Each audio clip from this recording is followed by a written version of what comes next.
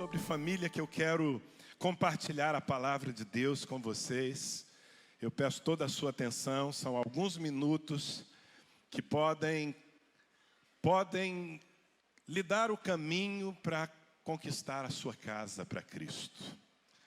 Eu sei que talvez aqueles que estão conosco pela primeira vez, a princípio estranhem esse nosso intenso interesse de que nossas famílias, nossos queridos encontrem o Jesus que nós encontramos. Mas você vai compreender que isso é um processo natural. Nós fomos transformados pela presença de Deus. Descobrimos que Jesus Cristo não é uma pessoa da história, alguém que ficou confinado nas páginas amareladas de um livro. Nós descobrimos que Jesus é alguém muito presente, disponível, que nos ama. Entramos num relacionamento com Ele, cremos na Sua palavra, isso nos deu um novo coração. E uma das coisas mais imediatas que acontecem, eu acho que eu posso dizer isso, eu vejo aqui, principalmente nessa ala, muitas pessoas que estão conhecendo Jesus agora, nesses últimos meses, nesses últimos dias. E uma das primeiras vontades intensas que surgem dentro de nós é que as pessoas que nós amamos também conheçam Jesus, que elas tenham a oportunidade de vivenciar aquilo que nós vivenciamos. Nós anelamos pela salvação das nossas famílias. Eu não consigo imaginar um verdadeiro cristão, alguém que nasceu de novo em Jesus Cristo e que não anseie profundamente que os seus familiares, os seus parentes, seus pais, seus filhos, sua esposa, seu marido tenha a mesma experiência. E é sobre isso que eu quero falar nessa noite, porque às vezes levar as nossas famílias ao Senhor vai ser uma construção da nossa vida. E eu quero ler um texto bíblico, aliás, vou ler alguns versículos que estão aí na sua Bíblia, no livro de Gênesis, capítulo 6. Se você tem sua Bíblia, você pode abrir aí. Mas se você não tem, nós vamos facilitar a sua vida e estamos projetando aqui os versículos no qual eu vou me basear para transmitir o recado de Deus para o seu coração. Quantos estão prontos? Diga para a pessoa que está ao seu lado, aperte o cinto, porque o Espírito Santo vai falar com você. E quando o Espírito Santo fala, tudo pode mudar. Tem uma rádio aí cujo slogan é tudo pode mudar em 20 minutos. Eu vou te dizer uma coisa, na presença de Deus, tudo pode mudar em 1 segundo. Quando uma palavra entra em nós, ela entra com o poder de criar coisas que não existem. E é essa palavra que eu tenho para você nessa noite. Vamos ler o texto, Gênesis capítulo 6, começamos no versículo 5. Viu o Senhor que a maldade do homem se havia multiplicado na terra, e que era continuamente mal todo o desígnio do seu coração. Versículo 8. Porém, Noé achou graça diante do Senhor. Eis a história de Noé. Noé era um homem justo e íntegro entre os seus contemporâneos. Noé andava com Deus. Versículo 12. Viu Deus a terra, e eis que estava corrompida, porque todo ser vivente havia corrompido o seu caminho na terra. Então disse Deus a Noé: resolvi dar cabo de toda a carne, porque a terra está cheia da violência dos homens. Eis que os farei perecer juntamente com a terra. Faze uma arca de tábuas de cipreste, nela farás compartimentos, e a calafetarás com betume por dentro e por fora. E Deus vai dando instruções a Noé. No versículo 17 ele diz: porque eu estou para derramar águas em dilúvio sobre a terra, para consumir toda a carne em que há fôlego de vida debaixo dos céus. Tudo o que há na terra perecerá. Contigo, porém, estabelecerei a minha aliança. Entrarás na arca, tu e teus filhos, e tua mulher, e as mulheres de teus filhos. Versículo 22. Assim fez Noé conforme tudo o que Deus lhe ordenara. No capítulo 7, versículo 1, lemos: Disse o Senhor a Noé: entra na arca, tu e toda a tua casa, porque reconheço que tens sido justo diante de mim no meio desta geração. Versículos 12 e 13, finalmente. Houve copiosa chuva sobre a terra durante 40 dias e 40 noites. Nesse mesmo dia, entraram na arca Noé, seus filhos, Sem, Cã e Jafé, sua mulher, e as mulheres de seus filhos, e Noé salvou a sua família. Amém? Essa é uma passagem, eu sugiro que depois, com calma, você leia todo o capítulo. Há outros detalhes aqui, eu apenas pensei alguns versículos que podem me ajudar a transmitir o que Deus quer que você entenda. Como eu dizia, é uma expressão natural do coração de alguém que tem a sua vida transformada, que conhece ao Senhor e que conhece a palavra de Deus, querer que a sua família também tenha a mesma experiência. E falar da salvação das nossas famílias, estabelecendo um paralelo com a história de Noé, é muito apropriado. Muito apropriado porque, em primeiro lugar, Noé viveu num tempo, de certa forma, muito parecido com o nosso. A humanidade estava perdida, de costas para Deus. O pecado do homem havia se multiplicado de tal maneira que Deus, a Bíblia chega a dizer, é claro que é uma expressão humana para definir uma frustração, que Deus se arrependeu de ter feito o homem, porque era tanta iniquidade, tanto pecado, tanta violência, tanta imoralidade, que o Senhor resolveu, como a gente diz hoje, passar a régua.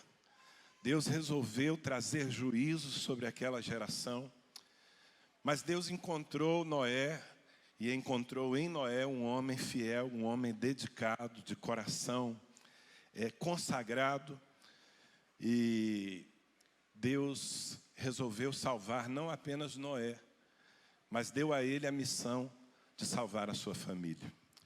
E quando nós lemos os evangelhos, as palavras de Jesus, nós vamos encontrá-lo algumas vezes comparando os nossos dias, que são os últimos dias. Quem conhece a Bíblia sabe que nós estamos nos últimos dias, que o Senhor está prestes a voltar. A humanidade se multiplicou e com a multiplicação dos homens se multiplicou também o pecado. Nós vivemos num tempo difícil para aqueles que têm o coração de Deus. Os homens entraram num relativismo medonho. Nós vivemos num tempo em que o certo se tornou errado, o errado se tornou certo, em que a palavra de Deus é desdenhada, a maioria das pessoas é incrédula, ou se não é incrédula no sentido de não crer em Deus, mas é incrédula no sentido de crer na palavra de Deus, nos princípios de Deus. Eu acredito que nos nossos dias nós vivemos numa geração que tem causado no coração de Deus o mesmo sentimento daqueles tempos. Aliás, muitas vezes quando Jesus ia descrever os últimos dias, profeticamente Jesus falava: será como nos dias de Noé. Então o próprio Jesus estabeleceu esse paralelo entre o nosso tempo e os tempos de Noé. Por quê? Porque havia tanto pecado e por causa do pecado havia um juízo vindo sobre a terra. Eu não tenho tempo e não é o propósito dessa noite aqui, mas quando nós nos dedicamos a estudar a palavra de Deus, entender as profecias, nós percebemos que também o mundo está chegando num limite. O homem foi longe demais na sua rebelião e que o Senhor precisa vir, e Ele está vindo. Ele está vindo para começar tudo de novo. Só que dessa vez, definitivamente, aqueles que estiverem em Cristo serão salvos para sempre, mas aqueles que tiverem rejeitado o Senhor estarão perdidos para sempre. E é nessa geração que a gente vive, com uma grande diferença: o volume do pecado aumentou. Naqueles tempos, a humanidade se resumia em muito menos gente do que nós temos hoje. Hoje são 7 bilhões de pessoas povoando a terra. E a maioria delas, de uma forma ou de outra, ofende a Deus, zomba de Deus, e se não zomba de Deus diretamente, mas zomba com o estilo de vida que escolhe para si. Nessa geração nós vivemos. E agora nós, os que conhecemos a palavra, os que conhecemos a verdade do Evangelho, e os que conhecemos a vida abençoada que o Senhor nos dá quando nós nos abrimos para Cristo. Porque a verdade é que nós nascemos de novo. É esse o termo que a Bíblia usa para você que não está familiarizado com o linguajar da palavra de Deus. A Bíblia diz que aquele que está em Cristo é uma nova criatura, que as coisas velhas já passaram. Ele recebe um novo coração, uma nova mente, novos princípios, novas prioridades. E quando nós mergulhamos nessa vida, descobrimos que demorou, né? Demorou. Deveríamos ter feito isso antes. Porque se tivéssemos feito isso antes, estaríamos gozando da paz que o Senhor nos deu, a paz do perdão, a paz que é resultado da presença do Espírito Santo em nossas vidas. Há muito mais tempo estaríamos gozando. E aí, desfrutando da vida de Deus, do perdão. Nós somos gente, você sabe, nós vivemos os mesmos dramas, os mesmos problemas, temos que enfrentar os desafios de qualquer um. Mas quando há uma presença santa dentro de nós, quando o Espírito de Deus estabelece a certeza de que nós somos filhos, e a certeza de que fomos perdoados, isso nos dá uma condição de viver tão bem, apesar dos problemas. Quantos sabem do que eu estou falando aqui? E aí, a nossa reação a essa nova vida que está pulsando dentro de nós é querer que as pessoas que nós amamos também experimentem. Então, só isso já justifica a nossa insistência em que os nossos familiares, os nossos amigos, nos sigam na fé. Porque é bom demais. Quantos sabem? Quantos podem dizer, é bom demais servir a Cristo? Sabe, eu não conheço nada mais motivante, nada mais maravilhoso do que seguir a Cristo. Mas não é só isso, nós também temos consciência de que aqueles que rejeitam a palavra, aqueles que ignoram a vontade de Deus, estão na rota de um juízo. E precisam ser tirados dessa rota. Por isso nós anelamos pela salvação das nossas famílias. Talvez você seja aqui nessa noite um desses visitantes que está aqui por uma ocasião especial e não entenda. E olha, essa turma que está vindo do encontro aqui, o Ministério da Saúde adverte. Eles vão querer fazer de vocês crentes como eles são em Cristo Jesus. Vá se preparando aí, porque eles querem que você viva aquilo que eles estão vivendo. E o nome disso não é religião, o nome disso é amor, é paixão. Agora, como é que nós vamos conseguir? Porque Noé conseguiu. Ele tinha a sua fé, ele tinha o seu relacionamento com Deus, mas ele conseguiu transferir isso para a sua família, para a sua esposa, para os seus filhos, para as suas noras. Então, esse homem foi aquilo que nós ansiamos ser. Quando finalmente o dilúvio veio, quando o juízo de Deus veio sobre aquela geração, e as águas cobriram a terra habitada, a família de Noé estava segura na arca. A família de Noé foi salva. Como é que ele conseguiu? É sobre isso que eu quero falar com você aqui, quem sabe inspirar o seu coração. E embora eu vá me dirigir aqui diretamente àqueles que já seguem a Cristo, De certa forma, com o que eu vou falar, eu toco também na vida dos que ainda não seguem. Você vai compreender algumas coisas nessa noite que podem ajudar você a mudar completamente o rumo da sua vida. Noé conseguiu porque ele andou por um caminho que acaba revelando a graça de Deus. Porque no fim o que nós queremos é isso, não é? Que as pessoas sintam o que nós sentimos. E que, percebendo o que nós sentimos, elas tenham os desejos que enchem o nosso coração. Elas tenham vontade de conhecer a Deus.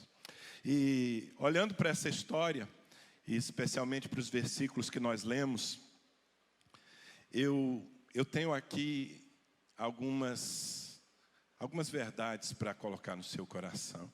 A primeira delas é que a salvação das nossas famílias depende da graça de Deus. Por mais que nós nos esforcemos, por mais que nós procuremos fazer o nosso papel, dando testemunho de Cristo, a graça de Deus precisa entrar em ação. E o texto que nós lemos no capítulo 6, versículo 5 e versículo 8 diz, versículo 5, viu o Senhor que a maldade do homem se havia multiplicado na terra. Parece que ele está falando dos nossos dias, não é?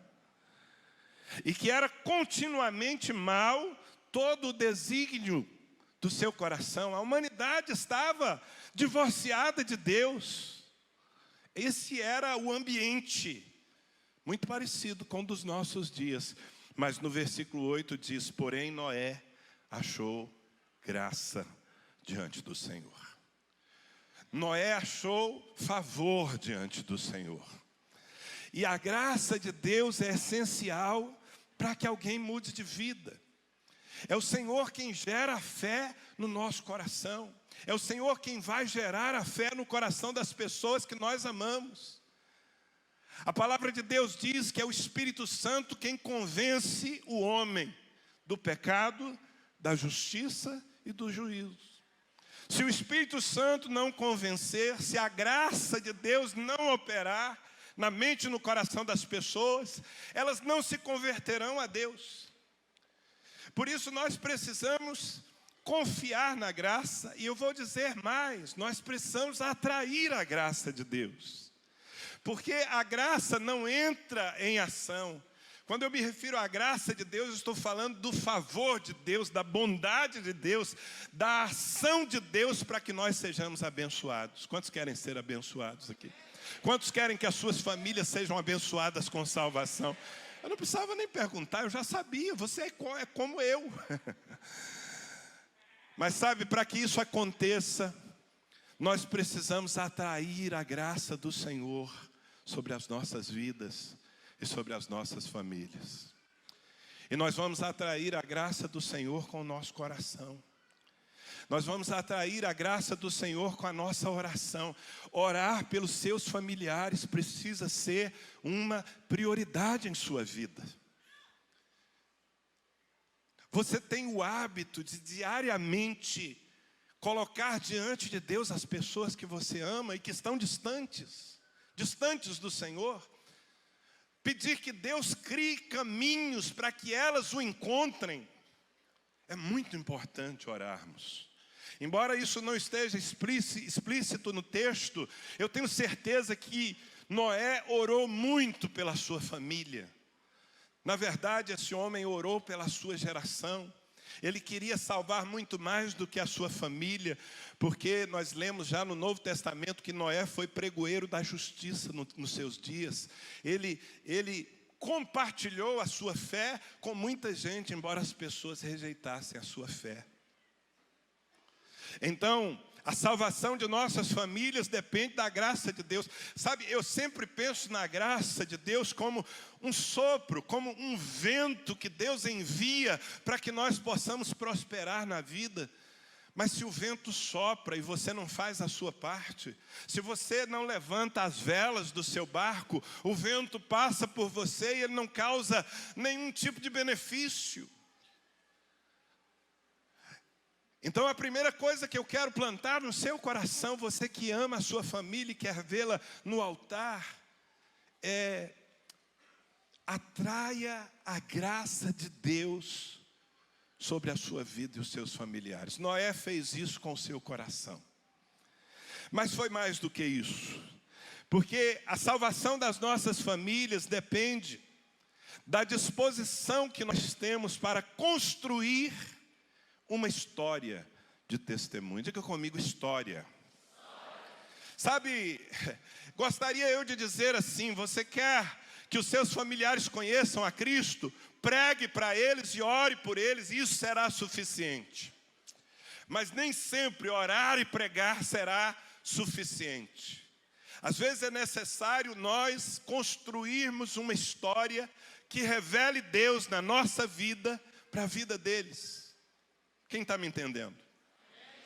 E é exatamente isso que lemos no versículo 9. Acho muito interessante o versículo 9 do capítulo 6. Diz assim: eis a história de Noé. Quando a gente ouve uma introdução como essa,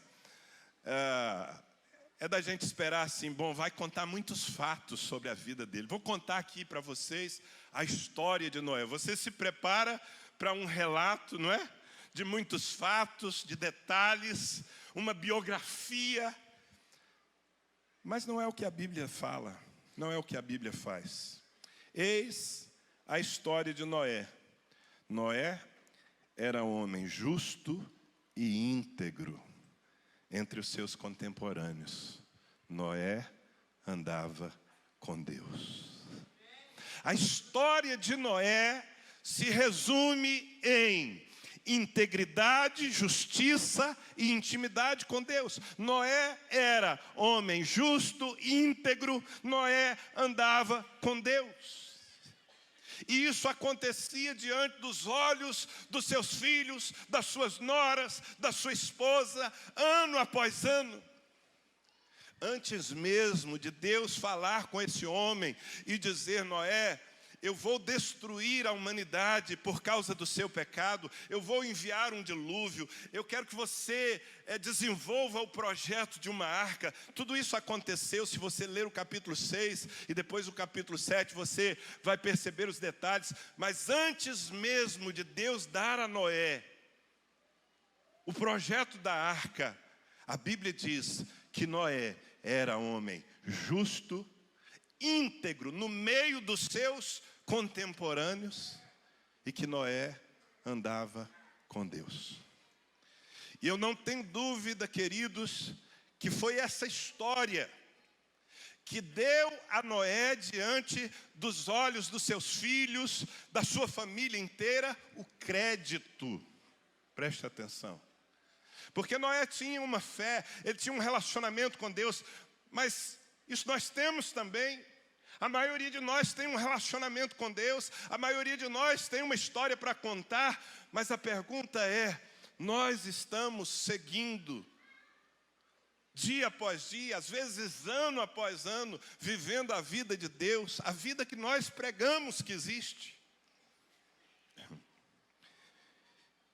E a palavra usa aqui 3 termos, na verdade são 3 valores muito importantes, para que nós revelemos o Senhor dentro das nossas casas.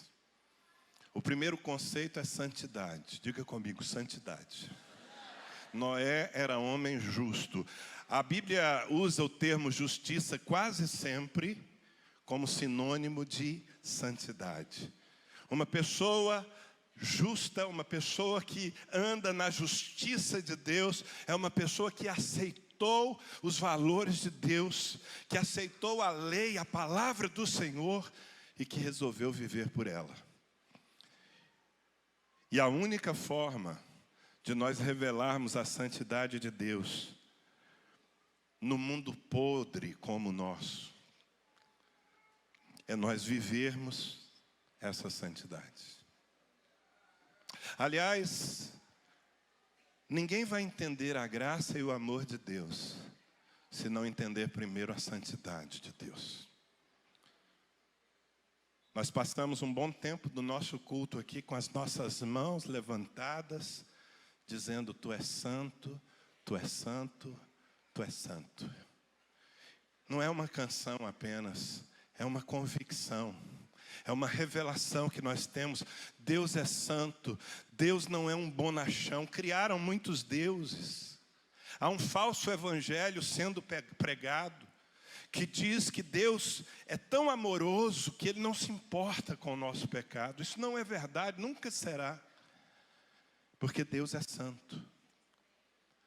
E quando nós vamos desfrutar da graça, nós primeiro precisamos entender quão santo é o Senhor. Até mesmo para sentirmos a vergonha do nosso pecado. Uma das coisas mais importantes que aconteceram com esse pessoal aqui nesse fim de semana foi que eles foram levados pela palavra a entender a santidade de Deus, a sentir vergonha dos seus pecados e se arrepender e dizer: Senhor, eu quero viver uma nova vida. Então é preciso que nós, em primeiro lugar, tenhamos uma revelação e que nós sejamos um espelho que transmite essa revelação da santidade de Deus para os nossos familiares. Eu acho que eu posso traduzir isso como testemunho. Você quer ganhar a sua família? Dê bom testemunho diante deles. Seja justo. Agora a Bíblia diz que Noé era homem justo, mas também era íntegro no meio dos seus contemporâneos, entre os seus contemporâneos. E a integridade, o que é integridade? Integridade eu definiria como o compromisso de um homem com a verdade. Isso é integridade. É a virtude de nós sermos pessoas inteiras. De nós não aceitarmos dividir a nossa vida entre áreas santas e áreas profanas. Bem, dentro da minha casa eu sou santo, mas nos meus negócios nem tanto. No meio da igreja eu procuro me comportar de uma maneira adequada e coerente com a Bíblia, mas lá fora eu preciso matar um leão por dia, então eu uso outros critérios. Isso é falta de integridade. E nós vivemos numa geração corrompida pela falta de integridade. Você vai abastecer o seu carro e o frentista do posto pergunta se você quer a nota no valor. Você já viu isso? A falta de integridade já é tão comum nessa geração que enganar o outro, que tomar a mentira por verdade é normal, é oferecida. Um caminhão tomba na beira da pista e pais de família saem das suas casas e saqueiam a carga do caminhão. Não estou falando de bandidos não, estou falando de pais de famílias, trabalhadores, saqueiam, seja o alimento, seja os equipamentos que estão naquela carga, eles levam para casa. Essa é a nossa geração.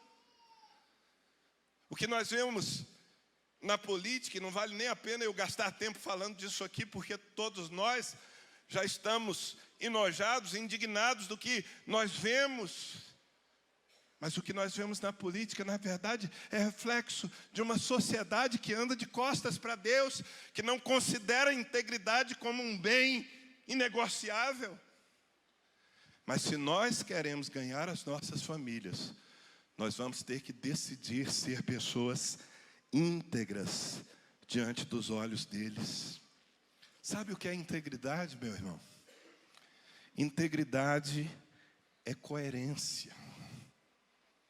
Nós precisamos ser cristãos coerentes. Nós precisamos viver de acordo com o Deus que nós dizemos conhecer. Quem está me entendendo?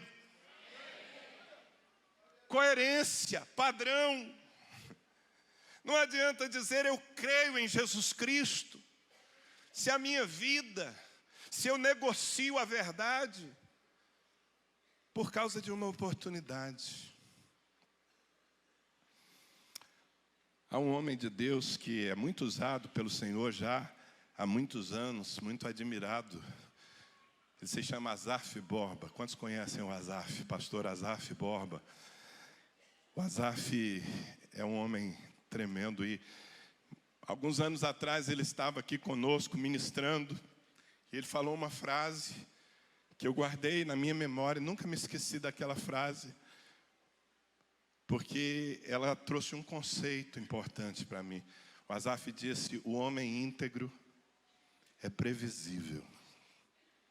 O homem íntegro é previsível.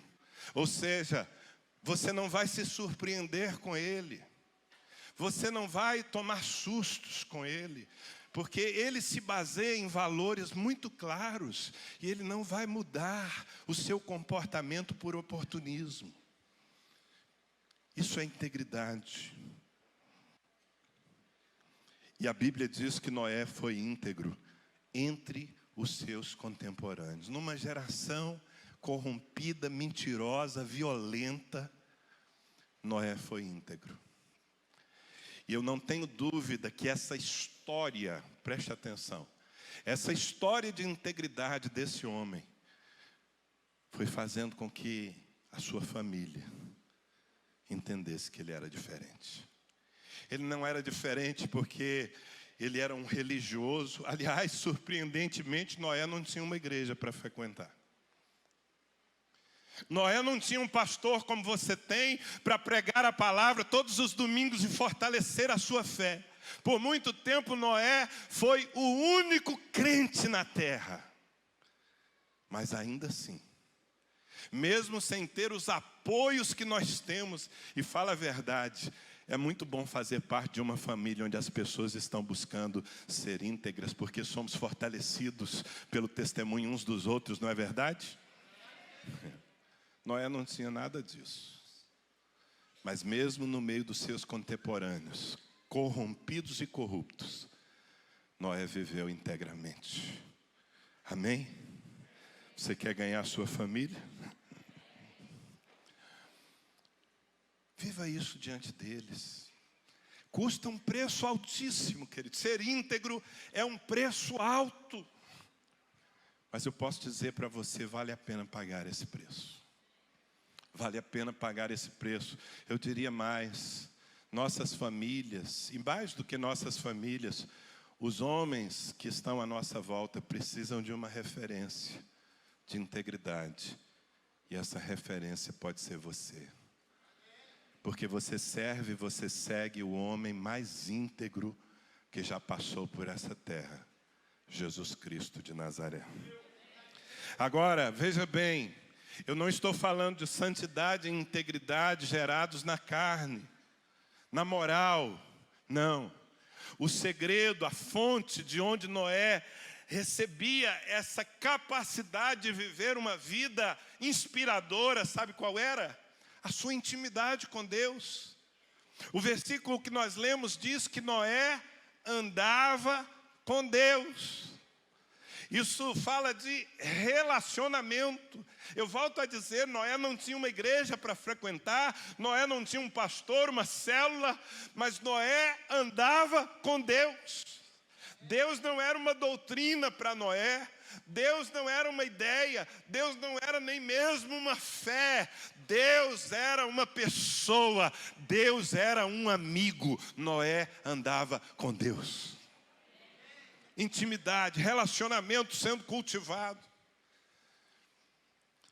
E quando nós andamos com Deus, quando nós trazemos Deus para o nosso cotidiano, quando nós nos esforçamos para, no meio da nossa correria, criar vácuos onde nós podemos fechar a porta e entrar na presença do Senhor e ouvir a sua voz, e ser influenciados por Ele, porque, gente, eu não estou falando de sermos santos na carne, ninguém consegue ser santo por conta própria, desista.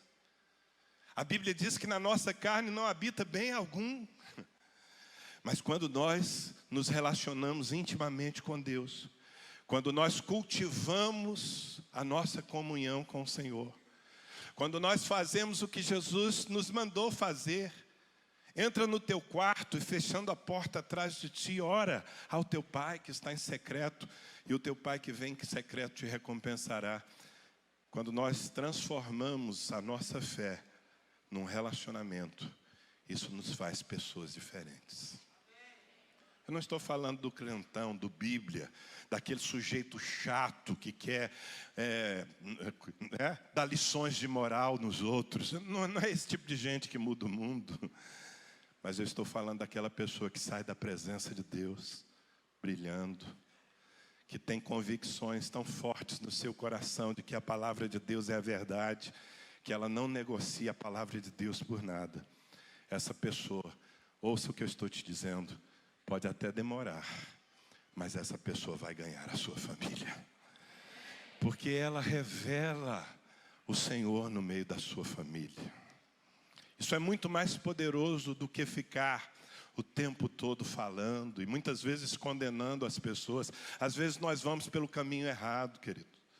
Nós queremos apontar o erro das pessoas sem mostrar para elas uma referência de vida que é a que nós acreditamos. Então, para salvar a minha família, eu preciso estar disposto a construir uma história. E olha que naqueles tempos, as pessoas viviam muito. Noé viveu muito. Essa foi uma longa história. E em um determinado momento que a Bíblia não precisa, em um determinado momento, toda a sua família estava com ele na fé. Eu não sei se todos desde cedo acompanharam, a Bíblia não fala nada sobre isso. Eu me dou, inclusive, ao direito de imaginar que numa geração tão corrompida, onde o prazer, o pecado, a luxúria, a violência, o engano eram tão normais, aliás, como nos nossos dias, Noé, como um pai, deve ter tido suas crises com seus filhos. Não é um absurdo nós imaginarmos esse homem entrando na presença de Deus e dizendo: Senhor, o meu filho está sendo seduzido pelas coisas que esse mundo perdido está oferecendo, mas eu estou aqui vivendo a tua vida diante dele, e eu ainda creio que ele me seguirá na fé. Não estou dizendo que isso aconteceu porque a Bíblia não diz que aconteceu, mas também não diz que não aconteceu. O que a Bíblia diz é que no dia em que veio o dilúvio, entraram na arca Noé, sua mulher, seus filhos e suas noras. Essa família foi salva. Aliás, a Bíblia diz que essa família fez parte do projeto. Ela não foi salva no último dia, não, porque essa família ajudou Noé na construção da arca, que durou tantos anos. Porque finalmente esse homem conquistou o coração dos seus queridos com seu testemunho. Essa é a história de Noé. Posso fazer uma pergunta? Qual é a tua história dentro de casa? Qual é a tua história? Vocês que estão começando aqui a trilhar o caminho da fé, vocês vão começar uma história agora. Eu me lembro, ministrei para os homens no encontro no sábado, ontem pela manhã. E eu me referi à experiência de um rapaz, a Bíblia conta, os evangelhos contam. Um jovem gadareno. Quantos aqui já ouviram falar do gadareno? Esse moço vivia endemoninhado, a Bíblia conta a sua história. Os demônios possuíam aquele rapaz de uma maneira tão terrível, que a Bíblia diz que ele andava pelos sepulcros, nu, se cortando com pedras, e que nem correntes eram capazes de prendê-lo. E Jesus resolveu ir a Gadara por causa daquele homem. E quando Jesus se encontrou com esse homem, os demônios se manifestaram. Era uma legião de demônios na vida dele. E Jesus o libertou. Houve uma libertação e houve uma transformação tão radical na vida desse rapaz, que a Bíblia diz que logo no dia seguinte ele foi visto. Aquele que andava nu, que andava como um verdadeiro bicho, ameaçando as pessoas, se cortando. No dia seguinte, depois do encontro com Jesus, ele foi visto assentado aos pés de Jesus, vestido e em perfeito juízo. E por causa dessa transformação, você imagine a leveza desse rapaz no dia seguinte. Ele poder acordar livre do poder dos demônios. E ele se apaixonou por Jesus, como nós nos apaixonamos. Quem aqui é apaixonado por Jesus Cristo? Ele se apaixonou por Jesus e ele procurou Jesus. E ele disse: Senhor, eu quero ir contigo. Eu não quero te perder mais. O Senhor mudou a minha vida. Eu quero te seguir. E surpreendentemente Jesus não permitiu. Sabe o que Jesus disse a esse rapaz? Não, você não vai comigo. Jesus disse: volta para a tua casa e conta para os teus o que eu fiz por ti. Volta para a tua casa. Eu imagino que Jesus estava dizendo para esse homem: você construiu uma história de tanta tristeza. Sua mãe chorou tantas vezes pela vida que você tinha. Mas agora você tem uma nova vida. E é hora de viver uma nova história dentro da tua casa. Para que eles saibam quem sou eu. O Senhor te diz: volta para a tua casa. Você tem uma nova vida. Você tem uma história a construir. Eu vou dizer uma coisa para vocês que estão aqui: não desanimem se você chegar hoje ou amanhã no meio dos seus queridos, dos seus amigos, dizendo que você encontrou Jesus e tem uma nova vida, e eles olharem para você assim com certo desdém, desacreditando dessa mudança toda. Não os culpe por isso, porque o que está na mente deles ainda é aquela velha criatura que já morreu. Tenha paciência. Viva a história de Deus, a nova história. Viva. Viva em santidade, viva em integridade. Ande com Deus todos os dias. Vai chegar uma hora que eles vão olhar para você e dizer: é real, Deus está na vida do meu filho, Deus está na vida do meu marido, Deus está na vida do meu irmão. Eu quero esse Deus para mim. Esse Deus mudou. Fala a verdade, tem alguns de vocês aqui que quando a mãe olhar e falar: se Deus mudou a vida dele, Ele muda qualquer coisa. É ou não é? Ah, que Deus maravilhoso. Construa uma história de santidade, de integridade, de intimidade com Deus. Posso terminar essa palavra aqui? Se ainda me dá. Quantos me dão mais 5 minutos? 5, 10, 15, 20, 25, 30, 35. Já é suficiente, irmãos. Essa não é minha, né? Essa é do Luciano Subirá. Mas deixa eu te falar mais algo.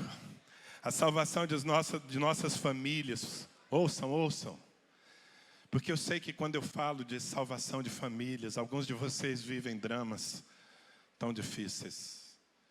Eu sei que há pais aqui que estão vendo seus filhos sendo consumidos nas ruas pelas drogas. Eu sei que há mulheres aqui que viram seu marido ser seduzido por um engano e saindo de casa e que às vezes pensar nessa família completamente restaurada, unida e feliz é acreditar no impossível.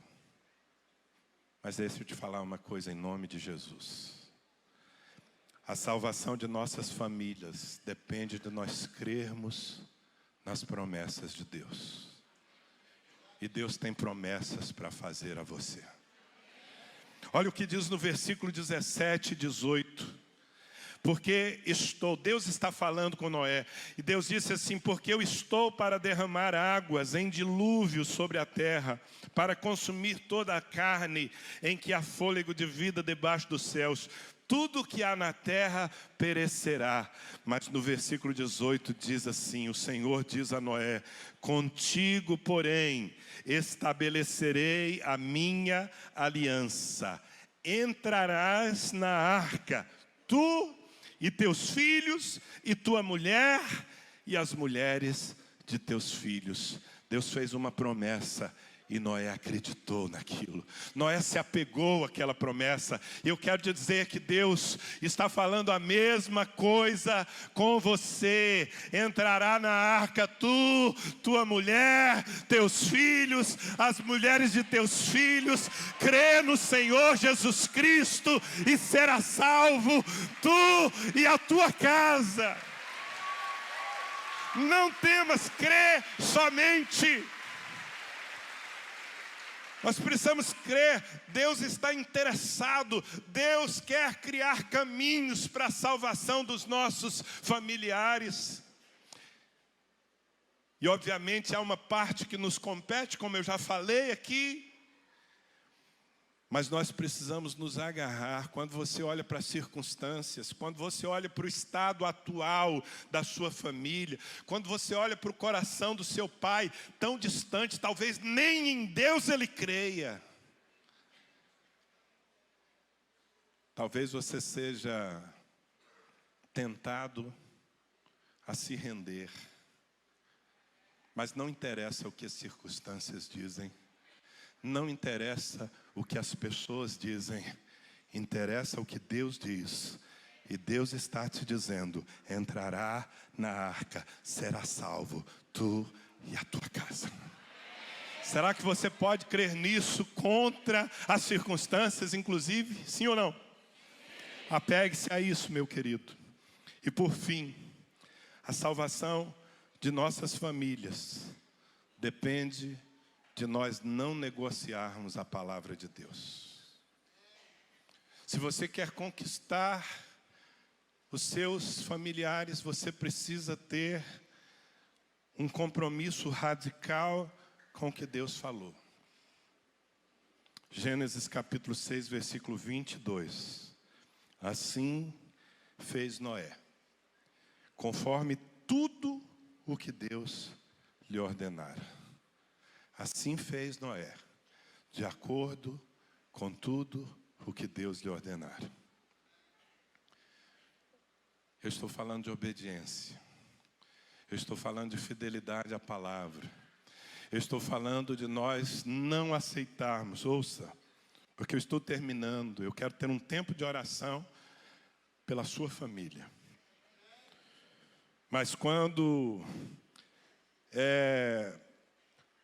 eu transmito ao seu coração essa necessidade de não negociar a palavra, de não relativizar a palavra, de não racionalizar a palavra, de não criar alternativas à palavra. Esse é o nosso problema, meus irmãos. Muitos de nós, crendo em Deus e conhecendo a palavra de Deus, relativizamos, diminuímos. Às vezes racionalizamos, às vezes nós criamos alternativas ao que Deus diz. E quando nós fazemos isso, nós começamos a comprometer o projeto. Se você quer ganhar a sua família, seja radical naquilo que você crê. Não negocie o que Deus disse. Deus nos fala muitas coisas. Naqueles tempos, Noé não tinha a Bíblia. Naqueles tempos ele dependia de ter recebido de pessoas que viveram antes dele e daquilo que o próprio Deus lhe falava ao coração. Mas agora nós temos, isso não é um livro qualquer, pode estar num tablet como esse, pode estar nas velhas folhas, mas é a palavra de Deus, uma palavra cheia de instruções, cheia de valores.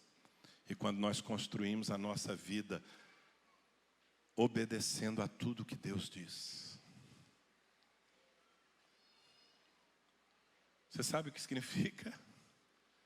Significa, mulher, que você deve se submeter ao seu marido, entender que ele foi colocado por Deus como cabeça na sua casa. Eu sei que isso não está na moda, eu sei que o movimento feminista pira, mas é o que diz a palavra eterna de Deus. E você vai ter que decidir entre viver o que o mundo diz ou o que a palavra diz. E quanto a você, marido, quantos maridos tem aqui nessa noite? Diga amém. Então, marido, Quanto a você, o seu papel é amar a sua esposa, como Cristo amou a igreja e a si mesmo se entregou por ela. É isso que a palavra de Deus coloca sobre nós, os homens. Amarmos as nossas esposas com amor sacrificial, sendo servos delas, liderando-as com o serviço. Sabe, eu poderia dar N exemplos, eu poderia dizer: filhos, vocês querem cumprir a palavra de Deus para ver os seus pais, os seus irmãos na fé, obedeçam aos seus pais, porque esse é o primeiro mandamento com promessa. Obedeçam em tudo aos seus pais. Talvez alguém que esteja aqui, que não tem vivido essa nova vida, deve estar coçando a cabeça e pensando: aí está mais um pregador medieval. Eu estou falando de coisas muito antigas, né? Eu estou dizendo: olha, desculpa, se você pensa que eu sou medieval, você está me promovendo, porque, na verdade, a minha mentalidade é de muito antes da Idade Média. Eu creio na palavra eterna de Deus. Eu edifiquei a minha casa sobre esses princípios, eu resolvi fazer tudo de acordo com o que Deus falou. E vocês que conhecem a minha vida e a minha família, sabem que tem dado certo. Tem dado certo. Sempre dá certo. Porque a palavra de Deus não cairá por terra. Antes ela cumprirá o propósito para o que ela foi enviada. Fazer tudo conforme o Senhor ordenou é você ter a fé, a coragem, o compromisso de pegar o seu salário, chamar a sua esposa, os seus filhos, e tenha você muito sobrando ou pouco, dizer: eu creio na palavra, eu estou separando aqui os nossos dízimos e com alegria nós vamos levar ao altar, porque a nossa vida não depende desse dinheiro, depende do nosso Deus que é fiel. E porque a palavra diz: eu creio, porque eu creio, eu faço.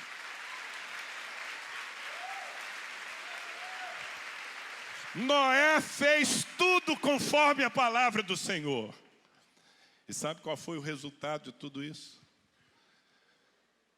Noé e sua família não apenas foram livrados do juízo iminente, mas Noé e sua família viveram anos e anos na terra,